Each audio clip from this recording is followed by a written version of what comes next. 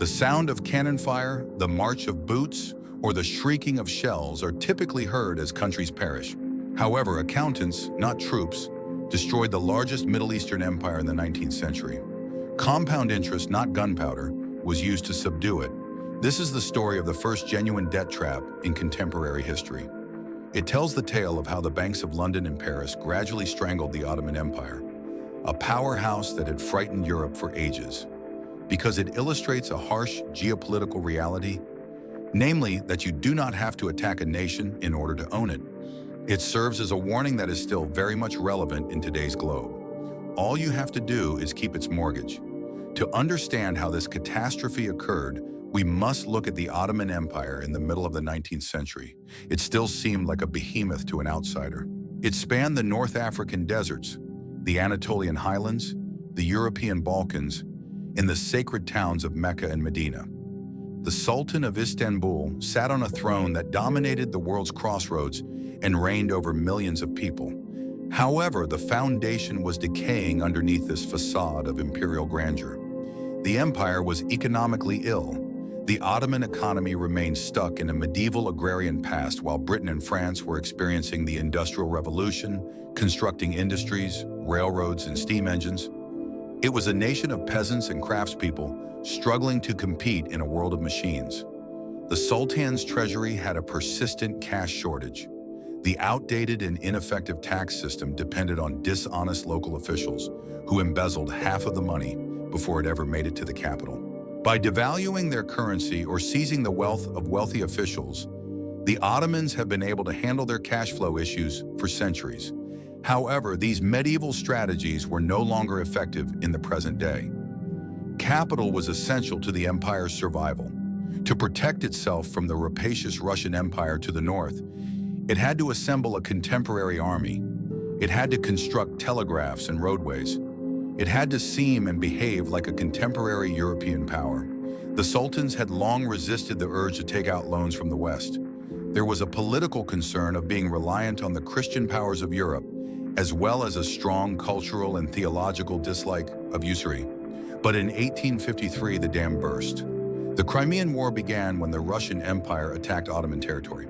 The Ottomans could not afford to wage this war alone because it was so big. Fearing Russian encroachment, Britain and France intervened to support the Turks. In addition to sending ships and soldiers to the Black Sea, they also deployed bankers. The Ottoman treasury was losing millions of gold lost that it didn't have because of the conflict. It was necessary to pay the men, cast the guns, and supply the ships.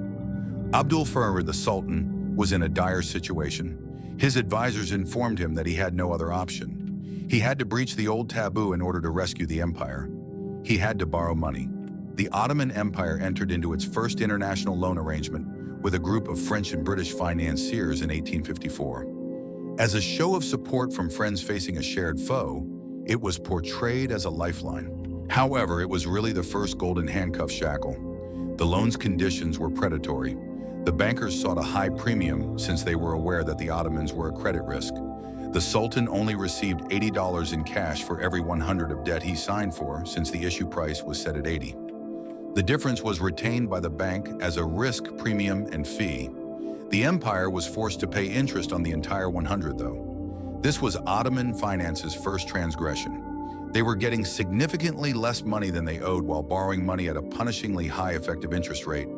However, it seemed miraculous when the money finally reached Istanbul. The army may suddenly be compensated. The catastrophe was avoided. When the Russians were finally routed, the Sultan experienced a surge of strength and relief. He'd figured up a magic trick. He understood that he could call upon fleets of gold to arrive at his door in London with just a signature on a piece of paper. The borrowing continued after the war ended in 1856. After tasting the forbidden fruit of cheap credit, the Sultan and the Ottoman aristocracy quickly developed an addiction. They felt a profound sense of inadequacy as they gazed at the glittering capitals of London and Paris, with their gas-lit boulevards and marble opera houses. Their goal was for Istanbul to resemble a contemporary European metropolis. They sought to demonstrate to the world that they were a prosperous and sophisticated nation, rather than the sick man of Europe. They started spending, but they didn't use the borrowed funds on items that would provide a return on investment, like industries, irrigation, or education. They used it for prestige. They used it to build the Dolmabahçe Palace, the pinnacle of imperial conceit. The 400-year-old Topkapi Palace, where his family had lived, was deemed too antiquated by Sultan Abdulhamid. It was too Asian. He desired a palace on par with Versailles. Queen Victoria would be envious of the palace he desired. Thus, he gave the order to build a huge structure on the Bosphorus coast. The Dolmabahçe Palace is an incredibly luxurious structure. 14 tons of gold leaf are within. The British Queen gave it the world's biggest crystal chandelier. Baccarat crystal is used to make the stairs. Silk is used for the rugs. Italian marble is used to line the walls. In addition to being a tombstone, the edifice is breathtakingly gorgeous. All of the money used to build it was borrowed. The Sultan was importing gold from France and crystal from Bohemia to adorn a home he could not afford, while the people of Anatolia were working with wooden plows to make ends meet. 5 million Ottoman gold lasers, or a fourth of the empire's annual tax revenue, were spent on the palace. In order to cover this, the Sultan returned to the bankers in 1855, 1858, and 1860. The bankers in Paris and London were always willing to lend. Because of the high interest rates and commissions, they were profitable. Although they were aware of the empire's difficulties, they believed that Britain and France would never allow the Ottomans to fall due to their strategic importance. This is what moral hazard is all about. Because they thought the governments would save them, the bankers took chances. The Ottoman financial predicament had evolved into a traditional Ponzi scheme by the 1860s. The empire's tax collection was insufficient to cover the interest on its previous debts. In order to cover the interest on the prior loans, it had to take out fresh ones. To plug a hole, they were excavating. The whole budget started to be consumed by the debt payments. Perhaps 15% of the empire's revenue was being spent on debt in 1860. That percentage had increased to more than 50% by 1870. Consider the consequences of that number. In order to pay a coupon to a bondholder in London, 50 cents of every dollar received from a farmer in Syria or a fisherman in Greece was immediately leaving the nation. This implied that there was no money left over for infrastructure, schools, the army, or the navy. From the inside, the state was being hollowed out. The government looked to a group of local financiers known as the Galata bankers to maintain the system. These families, who resided in Istanbul's Galata neighborhood, were primarily Greek and Armenian. For the government, they were loan sharks. The Grand Vizier would turn to the Galata bankers to borrow money at short-term rates of 18%, 20%, or even more, when the treasury ran out of money before the next significant European loan arrived. It was an act of financial suicide. Abdulaziz, who had succeeded his brother, was the Sultan at this time. Abdulaziz was a man who loved military gear and had a huge ego. He constructed a fleet in addition to palaces. After observing the British Royal Navy, he made the decision that he too want one. He placed orders with British shipyards for enormous armored battleships. He purchased the newest corrupt artillery from Germany. On paper, the Ottoman Navy was briefly the third biggest in the world, but the empire lacked the funds to maintain and fuel the fleet. There was no coal, so the ships sat decaying in the Golden Horn. They were floating debt mountains. In 1873, the tipping point was reached. The long downturn was a global downturn brought on by a financial panic that began in Vienna. The world's capital drained out. Due to their own liquidity difficulties, European banks ceased lending. The music ceased. Nature turned against the Ottomans at precisely that moment. In 1873 and 1874, the Anatolian heartland experienced a devastating drought. The crops didn't work out. The sheep perished. The empire's revenue base, the peasantry, was in danger of hunger. The land was plagued by famine. When the tax collectors entered the communities to demand payment, they discovered nothing but corpses and dust. The debt payments stayed the same even as the revenue source dropped. When Mahmud Nadim Pasha, the Grand Vizier, saw the ledgers in the summer of 1875, he knew the game was over. The treasury has nothing in it. In October, a sizable payment was due to the holders of European bonds, and there was just not enough money to cover it. The markets were closed when he attempted to float a fresh loan. The ill man would not receive a single loan. The empire had to make a decision. To pay the foreign bankers, it may either cease paying or starving its own citizens. A decision issued by the Ottoman Empire on October 6, 1875, rocked Europe's financial foundations. It was referred to as the Ramadan Edict. The government said in this declaration that it will have its debt payments. 50% would be paid in cash, while the remaining 50% would be paid in paper IUS with a 5% return guaranteed. This was a moratorium, to use diplomatic jargon. It was a default in the harsh language of finance. The Ottoman Empire was insolvent. In Europe, the response was indignant. Because Ottoman bonds promised high yields, millions of middle-class investors in Britain and France had purchased them. Overnight, shops in Paris and victims in England lost all they had saved. The Turks were branded as criminals and con artists by the press. Britain and France's diplomatic backing for the Ottomans against Russia vanished. Aggression was instantly encouraged by this financial vulnerability. The Russian Empire saw a chance to complete the work they had begun in the Crimea when they realized the Sultan was destitute and alone. Russia declared war in 1877. For the Ottomans, the Russo-Turkish War of 1877 was a catastrophe. Despite their valiant efforts, the Ottoman army was underfunded, underpaid, and demoralized. The Russians marched all the way to Istanbul's outskirts. The Hagia Sophia's minarets were visible to them. The empire lost a great deal of territory in the Caucasus and the Balkans after being compelled to accept a humiliating peace treaty. However, the peace treaty's financial section was the most disastrous. A huge war indemnity was levied by the Russians. As retribution for the battle, they insisted that the Ottomans give them more than 800 million francs. The Ottoman Empire now found itself in an absolutely untenable situation. It had previously fallen behind on hundreds of millions of pounds that it owed to French and British lenders. Furthermore, it now owed the Russians, Tsar, a huge war debt. The Ottoman economy's total worth was now much outweighed by the whole amount of debt. The empire had run out of money. It had no defense. It had lost its dignity, its territory, and its reputation. Knowing that he was ruling over a dead Sultan Abdülhamid II, who had taken the throne amid this turmoil, sat in his palace.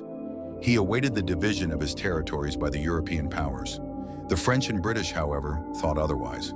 They had no desire to take over the Ottoman Empire. That would be costly and nasty. Both government and troops would be needed. Their notion was far more clever. Their goal was to achieve financial success. They saw that they could extract income eternally without having to deal with the inconvenience of ruling the populace if they just absorbed the Ottoman economy. The European bondholders' representatives visited Istanbul in 1881. They weren't generals. They worked as bankers. Instead of swords, they carried briefcases. They dictated the conditions of capitulation after sitting down with Ottoman authorities. They did not request land. The cash flow was what they wanted. The Muharrem Edict, which was issued in December 1881, was the result of these negotiations. It served as both the birth certificate for the debt trap and the death certificate for Ottoman freedom. It created an organization that had never existed in imperial history. The Ottoman Public Debt Administration, or OPDA, was the name given to it. This was how the quiet conquest worked.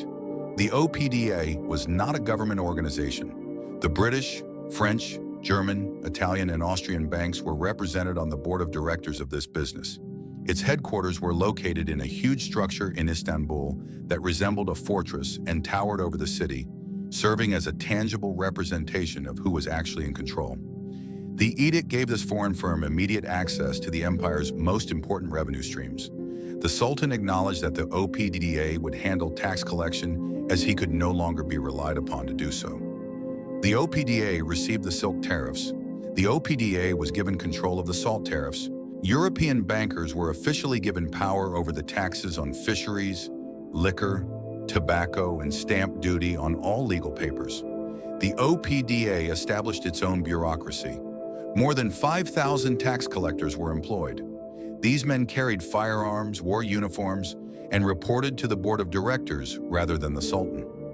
From the Macedonian highlands to the Syrian shore, they dispersed across the empire. They entered the marketplaces and villages to gather the Ottoman people's riches. A percentage of a fisherman's earnings from catching a fish in the Bosphorus was used to compensate a bondholder in London. A banker in Paris received the profit if a farmer in Bursa collected silk cocoons. The levy went to Berlin if a peasant purchased a bag of salt for his soup. A state inside a state was what it was.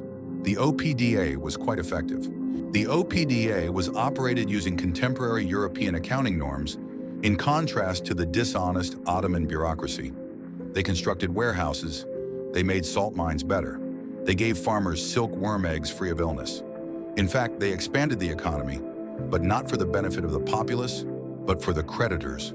The OPDA received around one-third of the Ottoman Empire's entire revenue between 1881 and 1914. Consider that number. To pay off the debt, 1 out of every 3 coins produced by the economy was embezzled and shipped overseas. The remnants were given to the Ottoman administration. With just 2/3 of their own tax revenue, they had to maintain a court, pay an army, and manage a vast empire. As a result, the Ottoman state continued to be impoverished. They were unable to fund schooling. They were unable to establish their own industries. They were unable to update their infrastructure. Due to the debt trap's extraction of their excess wealth, they were caught in a vicious circle of underdevelopment. In his own home, the Sultan turned into a puppet. The OPDA won, but he dominated. He had to ask the bankers whether there was any money left over if he wanted to construct a road or a school. There wasn't usually. However, the debt trap stole sovereignty in addition to money.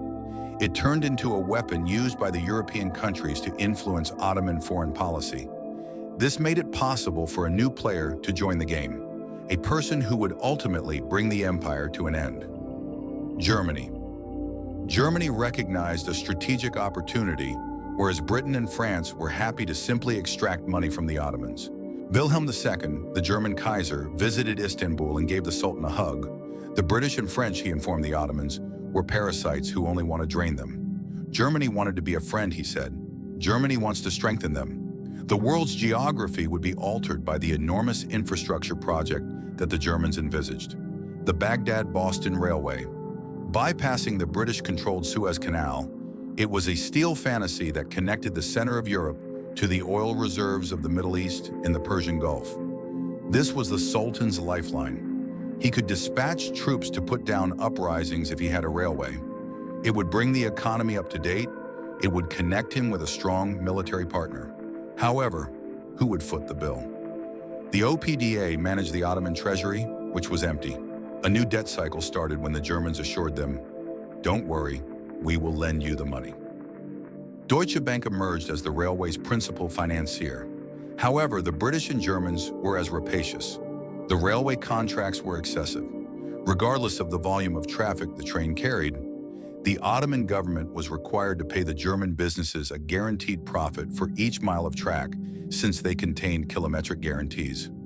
Importantly, the contracts granted the German firms ownership of all minerals and oil discovered within 20 kilometers of the rails.